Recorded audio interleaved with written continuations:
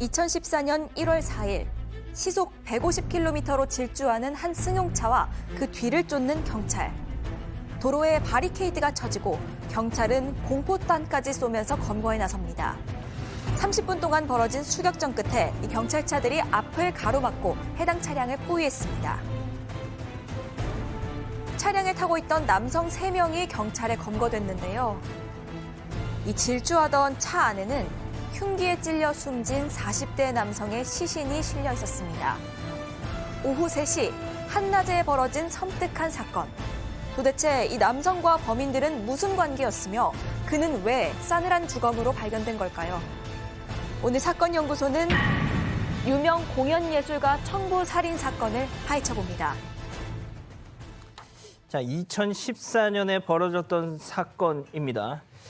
저도 이제 워낙 좀 오래된 사건은 다시 한번 이렇게 찾아서 들여다보게 되는데 이 사건도 정말 유명한 사건이었더라고요. 그 피해자와 가해자의 실명과 사진들이 뭐 인터넷에서 조금만 찾아보면 다 나옵니다. 자, 아무튼 대낮에 벌어졌던 납치 사건인데 차 안에서 시신이 나왔던 거예요. 네, 일단 이 검거 상황부터 전해드리면요. 2014년 1월 4일 토요일이었습니다. 이 용인고속도로 휴게소에서 한 시민이 어디선가 살려달라 이렇게 외치는 소리를 듣습니다.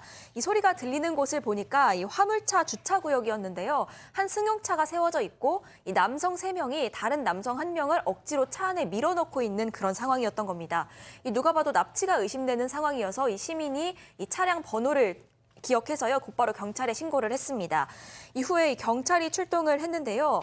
이 범인들은 시속 150km까지 밟으면서 도망을 갔습니다. 지금 추적 중인 장면이 나오네요. 맞습니다. 추적 장면이 그대로 나오고 있는데 이 경찰은 공포탄까지 쏘면서 검거에 나섰고요. 이 달아나던 차량들이 경찰차들이 앞에 바리케이드를 치고 가로막자 결국 도주를 포기하게 됩니다.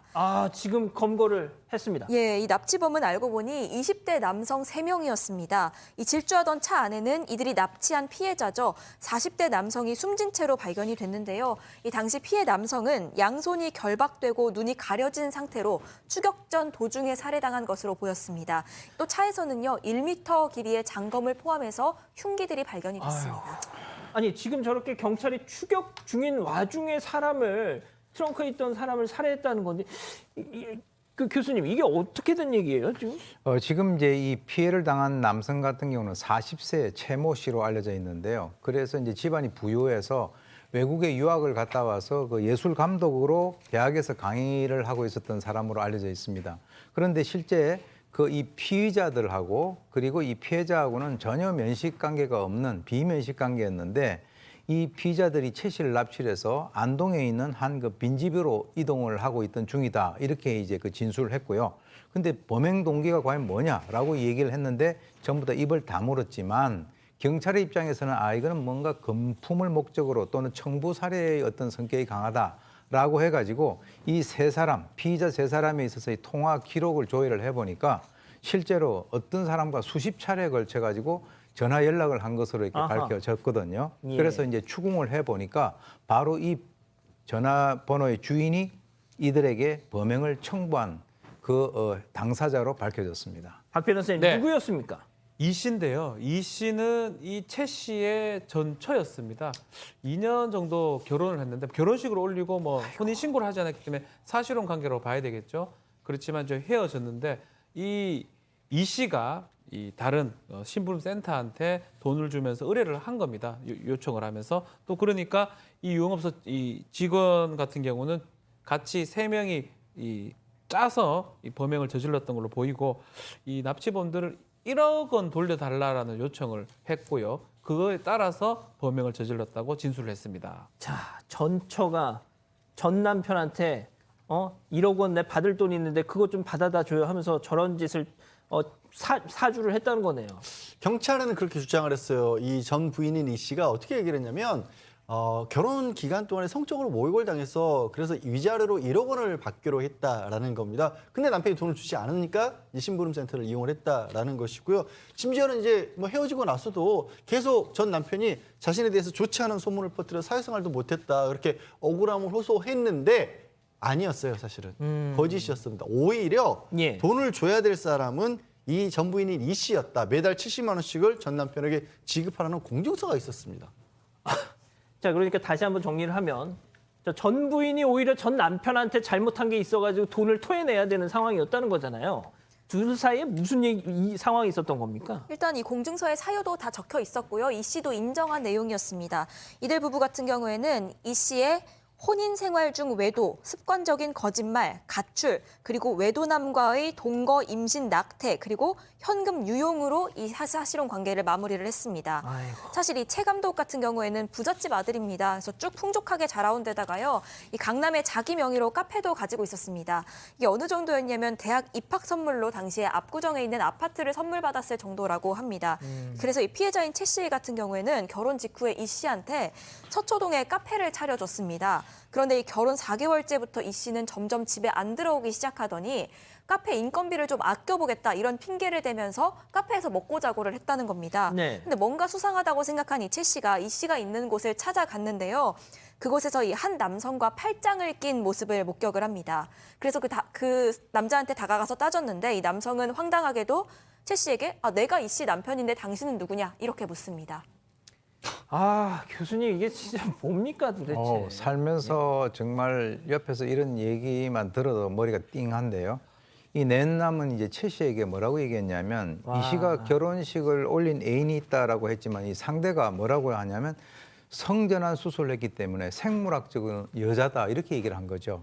근데 사실 그 이 최 씨 입장에서는 뭐 생물학적인 여자건 남자건 간에 이런 황당한 상황이 되니까 관계를 이제 정리를 해야 되겠다. 이렇게 이제 결심을 하게 됐고요. 그래서 이제 사실혼 관계를 청산을 하면서 오히려 이 사항에 대한 책임이 바로 그 상대에 있다라고 해서 위자료까지 받게 됐다는 거죠. 자, 지금 채팅창에서 우리 가족 여러분들이 저도 그 얘기 하려고 그랬어요. 약간 이은혜 사건을 보는 것 그렇죠. 같은 느낌인데. 자, 박 변호사님. 네. 어쩌다가 이 피해자는 이런 여성을 만난 거예요? 이 최 씨 같은 경우는 택배가 이제 옆집에 살았는데 택배가 잘못 배달되면서 인연이 됐다라고 지금 알려져 있고요. 거짓말을 좀 많이 했던 것 같아요. 이 씨 같은 경우는 자신이 피아니스트고 아버지가 외교관이고 또 어머니는 아나운서다. 그래서 거기서 컸는데 샌프란시스코에 자신의 명의의 10억짜리 주택을 갖고 있다. 이런 말도 했다라고 하고요. 또 이 최 씨하고 연애하면서 최 씨 어머니가 왔을 때는 뭐 어머니한테 막 반찬도 해주면서 잘했는데 그런 반찬도 대부분 샀던 반찬이에요. 본인이 한 반찬이 아니고 또 어머니가 아플 때는 병간호 꼭 하고 싶은데 가족이 아니라서 병실을 못 나가는 게 속상하다라고 통곡을 했던 적도 있다라고 하는데 놀라운 거는 이 씨 아버지가 이 최 씨한테 우리 딸 못난 딸 같이 있어서 고맙다 부탁 좀 잘한다라고 편지를 많이 보냈다고 합니다. 알고 보니까 아버지도 이걸 알았던 것 같고 최 씨는 아버지, 특히 이 씨 아버지 장인이라고 해야 되겠죠? 인품을 보고 결혼을 했다고 합니다. 자, 그러니까 이제 장인이었던 사람이 이 피해자 고인이 된 이 최모 씨한테 내 못난 딸과 함께 살아줘서 너무 고맙다. 이런 하하 이 참. 그러니까 양 변호사님 결국 그거잖아요. 그러니까 정말 내 가족한테 이렇게 극진하게 하니 뭐 일단 거기에 그냥 넘어갔죠. 예, 그런 거 넘어갔죠. 아니겠습니까? 근데 사실은 이 최 씨가 돈이 많다는 사실을 알고 작정하고 이제 가서 유혹을 한 걸로 보이는데 근데 이게 정말 충격적인 게 그렇게 했으면 그리고 정말 실제로 최 씨는 돈이 많은 사람이었고 그 혼인 관계라도 잘 이어갔으면 좋을 거 아니에요. 빈소모습도 나오네요. 네, 근데 지금 뭐 이 결혼 이후에 외도가 만난 남성이 11명에 이르릅니다. 뭐 직업도 굉장히 다양했고 심지어는 남편이 차려준 카페 아르바이트생도 그 대상 중에 한 명이었고요. 대학교 다니는 9살 연하의 남성과도 이 외도를 했는데 그건 단순한 외도가 아니라 그 남성과는 결혼을 하겠다고 하면서 그 남성 집에 인사까지 다녀서 허락을 받고 신혼집 계약까지 했었습니다. 심지어 임신해서 낙태까지 해서 이걸 뭐 어디까지 말씀을 드려야 되는지 저도 말씀을 드리면서도 지금 너무 충격적인데 또 결혼 앞둔 상황에서 이 씨가 최 씨에게 또 고백을 하나 하거든요. 무슨 얘기를 하냐면 사실 내가 결혼을 한번 했었고 9살 난 아들이 있다라는 얘기까지 합니다. 결혼 3일 남겨둔 상황에서 그런데 이것도 100% 사실은 아니었어요. 결혼을 한 번 한 게 아니라 2번을 했었고 그전에 아유, 21살에 결혼을 해서 그때 당시에 이미 24살 난 아들이 있었던 상황이었어요. 세상에. 아까 이은혜 사건 같다고 하시다가 지금 양 변호사님 말씀 들으니까 이은혜보다 더하네라고 지금 하시는데 자, 결혼 3일 전에, 결혼식 딱 3일 전에 오빠 사실 나 아들이 있어. 그러면은 박 변호사님, 보통은 그렇죠. 딱 깨야 되는데, 좀 뭐 하신 쉽지가 않았던 것 같아요. 결혼 직전이기 때문에. 근데 이제 이게 다가 아닙니다. 입만 띄면 거짓말이었던 것 같아요. 본인이 이제 이화여고 나왔고 보스턴 대학교 나왔다고 하는데 당연히 아니고요. 학력 거짓말이고 이화여대 교수라고 또 한예종 출강하는 것도 거짓말이고 이게 자기가 다 거짓말로 속였기 때문에 이 피아노 레슨 하던 것도 이것도 학원 또 쫓겨나게 된 상황도 있었다고 하고요. 가장 충격적인 거는 예. 그 편지에 감동을 받아서 그렇죠. 이 씨 아버지의 편지에 감동을 받아서 이 결혼을 좀 결심했다. 내 못난 딸과 함께 해줘서 고맙다. 그 편지를 이 씨가 적은 거예요. 아버지 적은 거 아닙니다. 그것도 본인이 적어서 본인이 아이고. 아버지인 척하고 세상에. 그 아버지도 미국에 산다고 했는데 알고 보니까 대전에 살고 있어요. 야. 미국이 아니고 대전에 살고 있고 그래서 이제 하나에서 열까지 거짓말로 점철됐던 삶이었다 이렇게 보입니다. 정말 이 정도 되면은 파도 괴담만 나오는 수준이었던 건데 이 모든 사실을 알게 된 최 씨, 고인, 피해자도 큰 충격에 빠질 수 없죠. 당시 이 피해자와 가해자 두 사람이 나눈 대화가 있었습니다. 잠깐 듣고 가시죠. 결혼을 한 부부라는 사람이 집을 나가서 얘기를 하고 나간 게 아니잖아. 그냥 나간 다음에 몇 달을 지금까지 왜 끝까지 기만을 안 해, 자기야? 나는 자기한테 지금 연락이 뭐 아무것도 할 마음이 없어. 그러니까 뭐 내가 다 잘못한 거기 때문에 아니 교수님, 전 도대체 이걸 분석을 못할 정말 이해가 안 돼요. 예. 글쎄요, 뭐 숨 쉬는 것 빼고는 그 거짓말이다라고 할 정도로 거짓말을 아주 밥 먹듯이 하는 전형적인 허언증 그 경향이 있다 이렇게 봅니다. 그래서 이제 거기에 비해서는 이 피해자인 최 씨 같은 경우는 아까 뭐 이제 집안에서도 그 크게 어떤 경제적으로 여유가 있고 뭐 구애를 받지 않고 그렇게 이제 성장한 사람이니까 남들이 얘기하는 것을 갖다가 이렇게 그대로 믿는 거 이게 상대적인 거거든요. 그러니까 이제 속이지만은 이 촉이 있는 남성 같은 경우는 금방 잡아낼 수 있는데 저 남성 같은 경우는 이제 상대를 갖다 믿었다라고 하는 거. 그러니까 거짓말을 너무 잘하는 여자와 그리고 이제 상대방의 말을 의심하지 않고 그대로 순수하게 믿는 이 남자의 어떤 궁합이 이런 결과를 가져왔다라고 하는데 실제로 이제 이 여성 같은 경우는 그 남성을 갖다가 계속적으로 바꾸면서 속여 먹는 것을 아주 일상화되어 있는 그런 것으로 보입니다. 근데 이것은 그 어떤 어렸을 때 어떤 성장 과정에서 문제가 있다라고 저는 이제 추정을 하고요. 상대를 그 지속적으로 바꾸면서 그 남성에게 어떤 얘기를 하면은 그 남성이 상당히 좋아할 것이다라고 하는 것을 이미 간파를 하고 있는 거예요. 그리고 이제 그것을 써봤더니 그것이 그대로 이렇게 적용이 되더라라고 하는 그런 측면에서의 어떤 그 경험을 바탕으로 해서 점차적으로 주위에 있는 사람들을 피해자로 삼는 아주 전형적인 그런 그 사례라고 볼 수 있습니다. 자, 결국 그런 겁니다. 이 고인은 전 부인을 정말 이런 악행을 저지른 부인은 어떻게든 그냥 알았다, 내가 뭐 밟은 셈 치지 하고 헤어지고 끝내려고 했는데 세상에 이 전 부인이라는 여자는 청부 살인을 지금 사주한 거예요, 지금. 네, 맞습니다. 이 범인들이 납치를 해서 최종적으로 최 씨를 데려가려고 했던 곳이 이 경북 안동의 모처입니다. 미리 알아둔 공가였는데요. 이곳은 최 씨 그 어머니가 거주하는 지역과 굉장히 가깝습니다. 또 이 최 씨가 소유하고 있는 부동산이 꽤나 있었는데 그 부동산과도 인접한 곳이었습니다.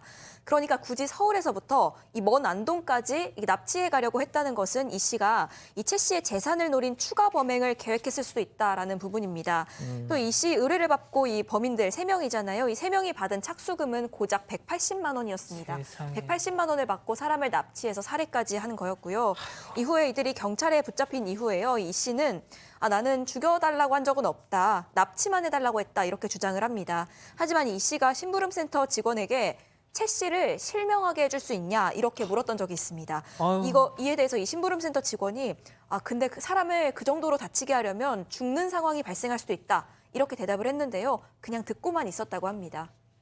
양 변호사님, 저 청부업자들은 일단 논외로 하고 네. 이 씨, 여자 전 부인 어떤 처벌을 받았습니까? 일단 1심에서는 이 범인을 굉장히 자세하게 공모를 했고 시나리오까지 다 짰다라는 것까지 인정을 해서 징역 10년을 선고했는데요. 항소심 재판부에서는 더 올렸습니다. 이게 근본적인 책임을 져야 될 게 사실 이 씨다. 이 예. 주범이 직접적으로 몸을 해쳤지만 그래서 징역 13년 선고를 했는데 생각해보니까 저게 2014년 사건이지 않습니까? 이제 예. 지금은 복역 중인데 5년 후에 출소를 하네요. 알겠습니다. 자, 오늘 사건 연구소 이렇게 정리하고요. 아직 안 끝났습니다. 이거 눌러주세요.